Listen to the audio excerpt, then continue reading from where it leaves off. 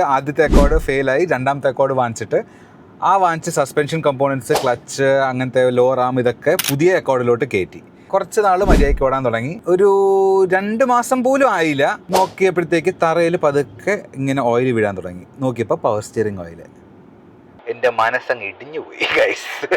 കുറച്ച് കഴിഞ്ഞാൽ എൻ്റെ പവർ സ്റ്റിയറിംഗ് മോട്ടറിൽ നിന്നും പിന്നെ ഒച്ച വരാൻ തുടങ്ങി. അഗൈൻ നമ്മുടെ സ്റ്റിയറിംഗ് തിരിക്കുമ്പം വിട്ട് പിടിക്കാൻ തുടങ്ങി. വണ്ടി ഇടയ്ക്ക് വെച്ചിട്ട് അങ്ങ് വല്ലാണ്ട് മിസ്ഫയർ അല്ല, നമ്മൾ ഇപ്പോൾ ട്രാഫിക് ലൈറ്റിലൊക്കെ നിൽക്കുമ്പോൾ വണ്ടി അങ്ങ് പെട്ടെന്ന് RPM അങ്ങ് ഡ്രോപ്പ് ആവും, പിന്നെ തന്നെ ഹണ്ട് ചെയ്ത് മുകളിലോട്ട് കയറും, പിന്നെയും ഡ്രോപ്പ് ആവും. പിന്നെ നമ്മൾ എടുക്കാൻ നോക്കുമ്പോൾ വണ്ടി അങ്ങ് ഡൈ ചെയ്യും. ഒരിക്കൽ ഡൈ ചെയ്ത് കഴിഞ്ഞാൽ വണ്ടി ചൂടാണെങ്കിൽ എത്ര സ്റ്റാർട്ട് ചെയ്താലും സ്റ്റാർട്ട് ആവില്ല. ദെൻ ഒന്ന് തണുത്ത് കഴിഞ്ഞിട്ട് മാത്രം സ്റ്റാർട്ട് ചെയ്താലേ ആവത്തുള്ളൂ. ഇത് ഒരിക്കൽ സംഭവിച്ചു, വാസ് കൈൻഡ് ഓഫ് വിയർഡ്. പിന്നെ അത് വന്നതേ ഇല്ല.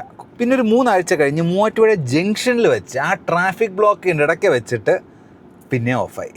അന്ന് ഉണ്ടാക്കിയ ബ്ലോക്ക്, നമ്മുടെ പറക്കന്തളയിലൊക്കെ ഉണ്ടാക്കിയ ബ്ലോക്കിനേക്കാളും നീളം കൂടിയ ബ്ലോക്കായിരുന്നു.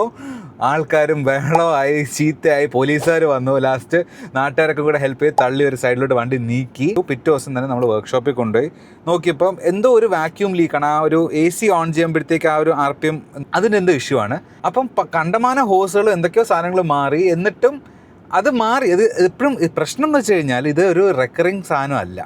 ഇത് വന്നാൽ വരും, ഇല്ലെങ്കിൽ ഇല്ല, അങ്ങനത്തെ ഒരു പ്രശ്നമായിരുന്നു. അപ്പോൾ എപ്പോഴും നമ്മൾ ട്രാഫിക്കിലൊക്കെ നിൽക്കുമ്പോൾ ദൈവമേ വണ്ടി ചതിക്കില്ലേ എന്നുള്ളൊരു ടെൻഷനും കൊണ്ടാണ് ഈ വണ്ടി ഓടിക്കുന്നത്. ആൻഡ് അത്യാവശ്യം നമ്മളൊന്ന് കാലെടുക്കുമ്പോൾ ചില സമയത്ത് വണ്ടി അങ്ങ് പെട്ടെന്ന് ഡൈ ഡൗൺ ചെയ്യും. കുറേ നാൾ ഇത് വർക്ക്ഷോപ്പിൽ കിടന്ന് ഇത് കണ്ടുപിടിച്ച് പിന്നെ മനസ്സിലായി പവർ സ്റ്റിയറിംഗ് പമ്പ് നമ്മൾ ഒരു കുറേയും കൂടെ ഒരു നോൺ OEM കൈൻഡ് ഓഫ് ഒരു പമ്പ് പുത്തൻ വാങ്ങിച്ച് പിടിപ്പിച്ചു. ഇതിൻ്റെ പുറത്ത് തന്നെ ഏകദേശം ഒരു 40,000 രൂപ ചിലവാക്കി കഴിഞ്ഞ് പുതിയ പമ്പും എല്ലാം സെറ്റ് ചെയ്ത് കഴിഞ്ഞ് വണ്ടി എടുത്തു. വണ്ടി ബ്യൂട്ടിഫുള്ളായിട്ട് ഓടുന്നുണ്ട്, രസമുണ്ട്. അങ്ങനെ ഒരു ദിവസം ഇറങ്ങിയപ്പോഴത്തേക്ക് നമ്മൾ നല്ല രീതിയിൽ കാലെടുത്ത് ഓടിക്കാൻ തീരുമാനിച്ചപ്പോഴത്തേക്ക് ഒരു പിടുത്തവും ചെക്ക് എഞ്ചിൻ ലൈറ്റും എന്തൊക്കെയോ പ്രശ്നമായി. വണ്ടി മൊത്തത്തിൽ വരയ്ക്കാൻ തുടങ്ങി, മിസ്സിങ് ആവാൻ തുടങ്ങി. മിസ്സിങ് ആവാൻ തുടങ്ങിയപ്പോഴത്തേക്ക് നമ്മൾ സൈഡാക്കി പിന്നെ വർക്ക്ഷോപ്പിൽ കൊണ്ടുപോയി.